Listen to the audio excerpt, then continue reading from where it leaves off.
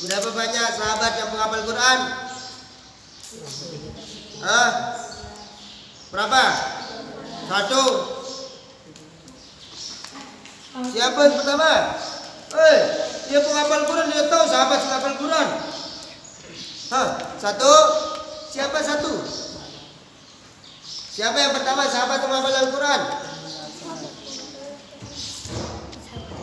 Sahabat yang pertama menghafal Al-Quran itu Sayyidina Abu Bakar, terus Sayyidina Umar, Sayyidina Utsman, Sayyidina Ali, terus Sayyidina Abdullah bin Mas'ud, Sayyidina Mu'adz bin Jabal, terus Sayyidina Ubay bin Ka'ab, Salim bin Waqqas, Maula Abi Hudzaifah, terus Zaid bin Thabit, Sayyidah Aisyah, Sayyidah Hafsah, Sayyidah Ummu Salamah, terus Uqadah bin sudah. Sekarang selanjutnya yaitu maqala muslimu rahimahullahu ta'ala wa nafa'ana bi'ulumihi wa bi'ulumi syayikhina wa bi'ulumi syayikhil salihin min daraini amin ya rabbal alamin. Sekarang al-mustahirun biqira'il Quran, biqira'il Quran, yaitu sahabat yang masyhur, yang masyhur dalam bacaan Al-Qur'annya, biqira'il Quran, yang bagus bacaan Al-Qur'annya. Ada sahabat memang yang memiliki suara-suara yang bagus. Bahkan ada sahabat kata Nabi kasauti Daud, seperti Nabi suaranya bagaikan suara Nabi Daud. Tahu kalian anakku? Nabi Daud kalau lagi membaca kitab suci, apa kitab sucinya Nabi Daud? Nabi Musa, apa kitab sucinya Nabi Musa? Zabur. Nabi Musa Taurat. Terus Nabi Isa Injil. Terus Nabi Daud Zabur. Ketika Nabi Daud membaca kitab sucinya, kitab sucinya Nabi Daud, kitab suci yang diturunkan oleh Allah Subhanahu wa taala kepada Nabi Daud, Zabur. Ketika Nabi Daud membaca Zabur, itu bahkan kalau ada, dengar nih, kalau ada burung lagi terbang, berhenti langsung. Kalau ada bahkan angin lagi kencang, maka langsung cara tiba-tiba sepoi-sepoi, langsung dia berhenti. Kalau ada, ya seperti tadi, kalau ada pohon-pohon ikut bergoyang sambil mendengar bacaannya siapa? Nabi Daud. Bahkan disebutkan kasauti Daud, di Nabi Daud ini memiliki kemuliaan yang khusus.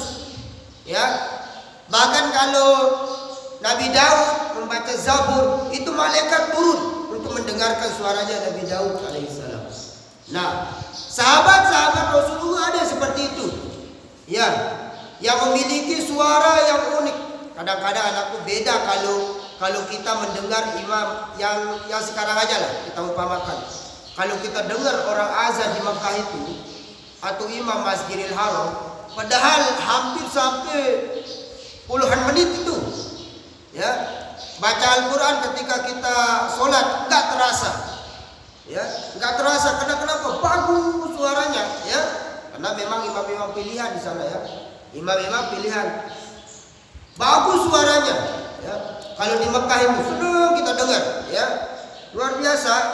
Nah, ketika kita sampai kampung, atau inilah kita masjid, yang umpama masjid-masjid terdekat, kebanyakan baru doa baca suratul Jum'ah di hari Jumat. Walui jamaah halimudi bebantu.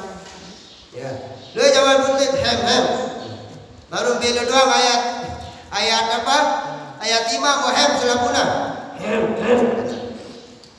Ya Allah. Karena memang mungkin suara kita harus maklumi. Makanya kalau abah jadi imam, karena tahu suaranya tidak begitu bagus, walaupun kita banyak hafalan Qur'annya, tetapi suara kita tidak begitu mendukung, maka kita cukup pakai bagi dua saja sholatul Jum'ah. Abah kalau imam kadang-kadang bagi dua sholatul Jum'ah, ya kadang-kadang bagi tiga. Kadang-kadang abah ambil akhirnya, ya mungkin 3 ayat sebelum akhirnya atau 4 ayat, 5 ayat sebelum akhirnya. Begitu, ya. Sekiranya jamaah tidak merasa bosan dengan bacaan kita. Karena ada sebagian jamaah yang mungkin tidak tahu adab, mungkin mereka jarang mengaji, hanya dia hem. Kalau sudah berdehem, suaranya jelas, hem, batal Jumatnya dia, batal sholatnya orang itu. Daripada batal sholatnya orang, akhirnya apa singkat? Kadang-kadang baca yang pendek saja Al-Nasrah, kadang-kadang baca walaupun secara sunnah yang kita baca di hari Jumat itu anakku ayat Al-Quran yang sunnah kita baca yaitu surat Asy-Syams, ya. Apa itu? Wasyamsi waduhaha, itu sunnah. Sama sabihis. Lalu mulai baca sabihis, baru mulai baca sabihis. Nama ada mudi. Para kami dengan jawab. Ternyata ya apa? Yang ngaramin imam. Ya, ada dulu ya. Ada ketika ada di makmum ya, di belakang ya. Ada salah satu baca apa ya tasalud sampai hampir habis. Ya. Apa ya tasalud sampai hampir habis dia baca. Kasihan ya banyak orang yang berdehem ya. Saya ya Allah ya. Kasihan. Abah kasihan orang-orang itu nanti batal itu sembahyang ya, sembahyang Jumat itu. Sembahyang Jumat tidak bisa diulang lagi. Ya. Kalau orang sudah bubar enggak bisa orang Jumatan lagi. Karena kenapa? Karena enggak cukup 40, enggak mau orang balik lagi. Ayo kita Jumatan lagi, batal Jumat saya tadi saya berdehem-dehem. Enggak boleh ya. Maka dia sampai zuhur itu. Makanya pada gimana begini gimana betulnya orang berdehem. Kalian anakku yang punya ilmu, jangan ikuti orang berdehem-dehem itu di belakang, ya. Jangan ikuti orang-orang berdehem di belakang. Nah, abah tahu suara enggak begitu mendukung walaupun hafalan banyak. Ya, kita akui lumayan kita hafal. Tetapi apa? Tetapi suara enggak mendukung. Maka kita ambil ayat-ayat yang mutawasit, yang ringan-ringan saja, ya. Ya. Yukhafif ya. Kita ringankan sholat-sholat kita ya. Jangan ini mentang-mentang hafal baca nanti kalian yang hafal Quran di hisab 1 juz, ule-ule tipe balikan, sila hisab dari imam bukannya benar. Jadi imam tiba-tiba dari imam apa bacanya? Suratul Baqarah. Ya, Suratul Baqarah sejuz bagi 2. La ilaha illallah. Lagu pun bagus kan itu masalah. Ya kadang-kadang betul kan. Susah ya. Nah di Masjidil Haram itu, nah memang anakku kalau di tempat-tempat masjid-masjid pilihan, ya, kita tidak menyindir masjid-masjid kita ya. Tapi di masjid-masjid pilihan seperti di masjid besar itu, kan itu imamnya yang digaji, berbuatnya digaji, terus ada AC-nya, ada kipasnya lengkap itu gimana beda ayat masih di masjid. Ya. Di kadang-kadang masjid kipas dari darah, ya. Wah kipas dari darah, bang batu. Ya. Allah, batu. Ada tuh, wah, ya Allah, benar sih wah. Terus setelah itu dia imamnya dia keruan rasa. Ya. Ada apa tadi makmum. Setiap bacaan so pasti dibaca syah. Setiap bacaan so pasti dibaca syah. Mana?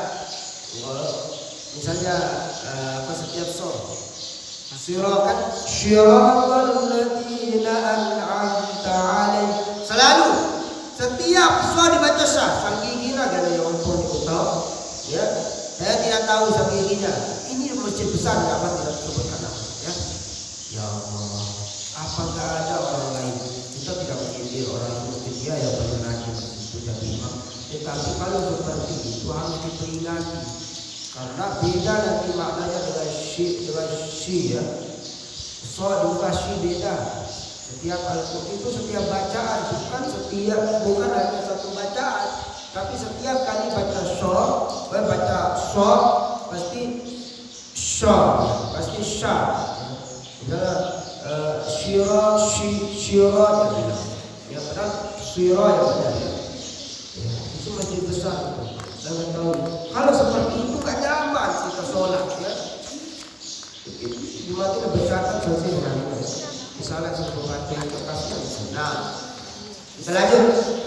Kembali, sahabat-sahabat Nabi yang bagus ya bacaannya, al-mustahirun biqra'il Quran, bacaan Al-Qur'annya itu sab'atun, 7 bacanya. 7 mereka, 7 beliau sahabat Nabi yang bagus bacaan Al-Qur'annya.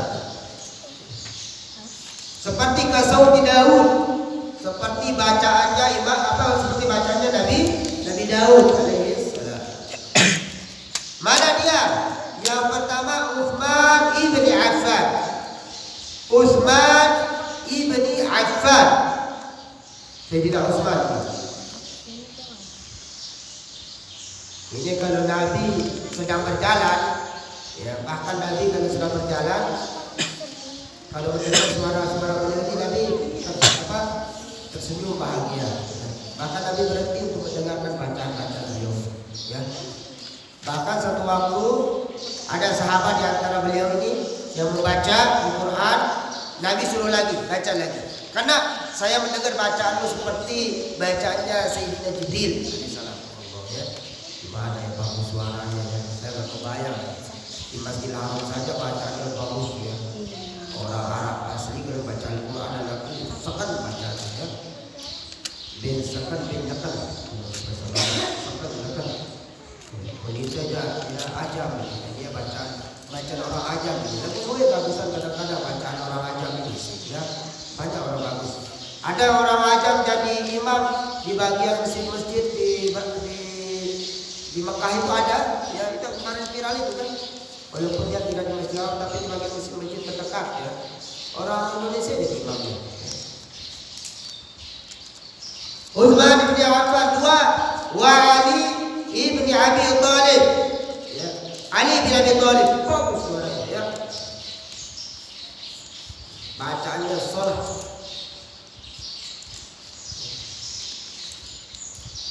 Dari mana kita tahu ya? Karena dari kitab ini ya. Dari kitab ini. Dari karangan Sayyid Muhammad ya. Sayyid Muhammad bin Alawi. Kemudian selanjutnya Zaid bin Thabit. Zaid bin Thabit ini yang digelar suaranya bagikan suaranya Zaid bin Thabit ini bagikan suaranya siapa tadi? Sayyidina Daud alaihissalam. Zaid bin Thabit. Kemudian Ibnu Mas'ud Ibnu Mas'ud ya. Ibnu Mas'ud ini Abdullah bin Mas'ud maksudnya.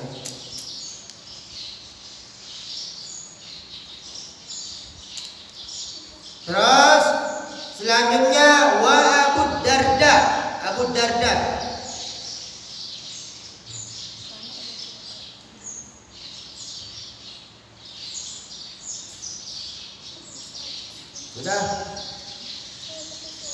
Sudah. Wa Abu Musa Al-Ash'ari. Abu Musa Al-Ash'ari. Berapa itu?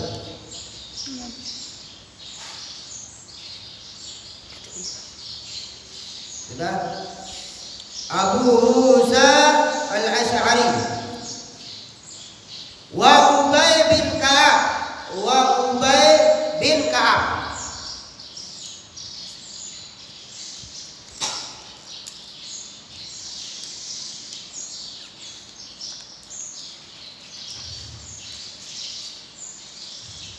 Sudah.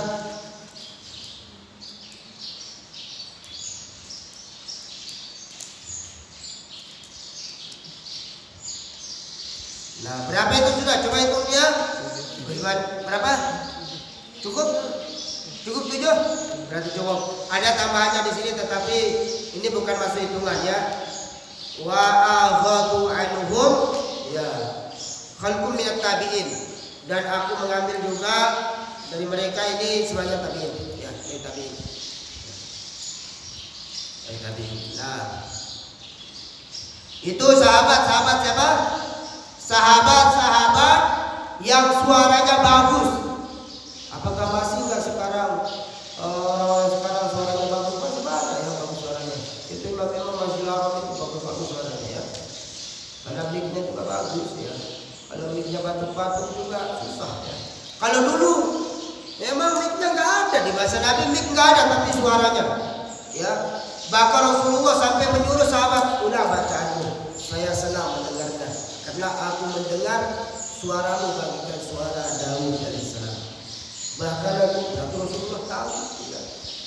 Bahkan aku mendengar juga bacaanmu seperti bacaannya Sayyidina Jibril alaihissalam. Ayo baca lagi bacaan. Karena kalau orang-orang yang bagus suaranya ini ada, semua kita dengar. Ya, kalau ada orang sama dengan orang yang bersolawat juga. Orang baca solawat, padahal sama solawat yang kita baca. Misalnya, Assalamu alaika ya Rasulullah. Sama. Dia baca itu juga, tapi suaranya bagus. Kita dengar ya. Orang baca sambil hadroh ya, bagus. Nah, bagaimana hukumnya Abah?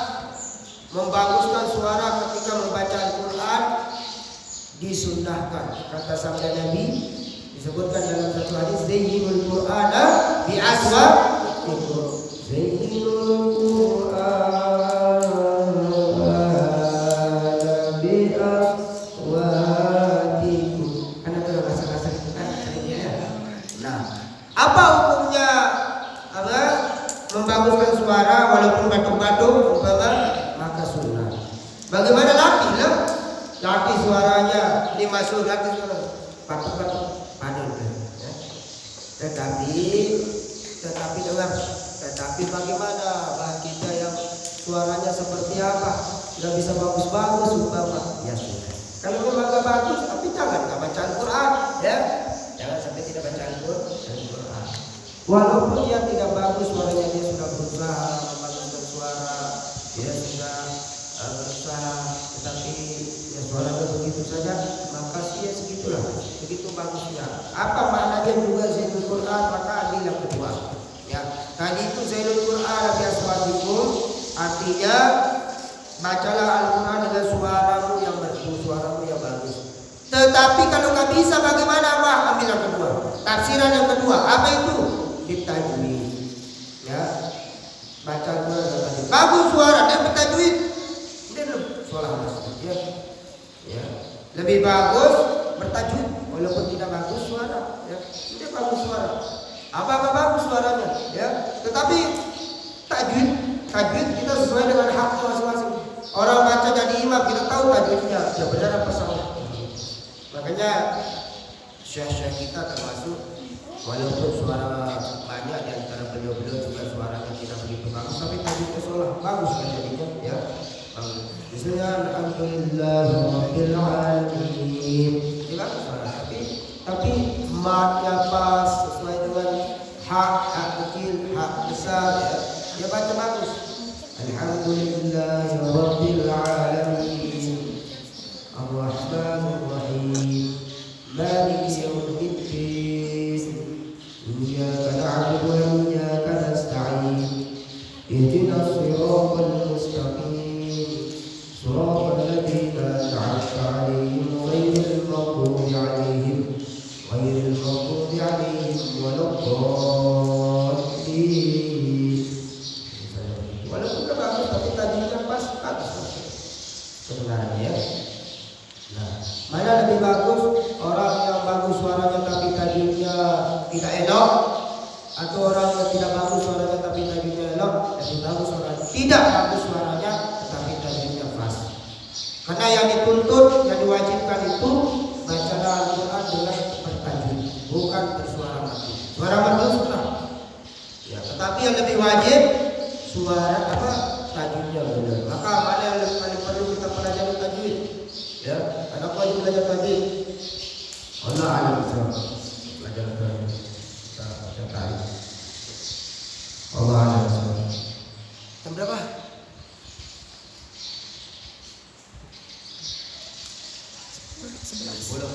Sudah kali keluar main kan? Bukan talim ya, baca talim. Dua tidak dengan nih baca. Depan. Sudah. Nizar boleh turun batullah. Tutup pak.